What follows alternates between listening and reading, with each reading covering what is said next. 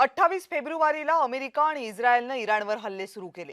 युद्धाच्या पहिल्या 24 तासातच इराणचे सर्वोच्च नेते अयातुल्ला खामेनी यांचा मृत्यू झाला। खामेनींसोबतच इराणची राजकीय, प्रशासकीय आणि संरक्षण क्षेत्रातील पहिली फळीही मृत्युमुखी पडली।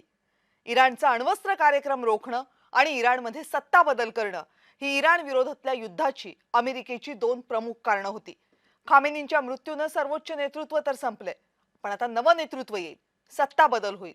पण अण्वस्त्रांच्या बाबतीमध्ये इराणच्या बाबत अमेरिका जे काही सांगत होती तितका इराण अण्वस्त्रांमध्ये खरंच सक्षम होता का, याबद्दल आता मतमतांतर व्यक्त केली जात आहेत। खामेनींच्या निधनानंतर IRGC या यंत्रणेने लष्करासोबत सूत्र हातात घेतलेत। एकीकडे नेतृत्व निवडीची प्रक्रिया सुरू केली आहे, दुसरीकडे इस्रायलवर प्रतिहल्ले सुरू केले। युद्धाच्या 2च दिवसात इराणने आखाती देशांमधील अमेरिकेच्या लष्करी तळांवर हल्ले करायला सुरुवात केली। होर्मुझची सामुद्रधुनी बंद आहे, त्यामुळे तेल वाहतुकीला फटका बसलाय।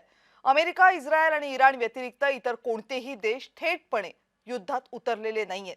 पण युद्ध लांबत गेलं तर अलिप्त राहणं जगाला अशक्य होईल। आणि जर इतर देशांमध्ये या युद्धामध्ये उतरण्याच्या बाजूने मूड असेल तर मग ही तिसऱ्या महायुद्धाची नांदी ठरेल का, हाही सवाल उपस्थित होतोय।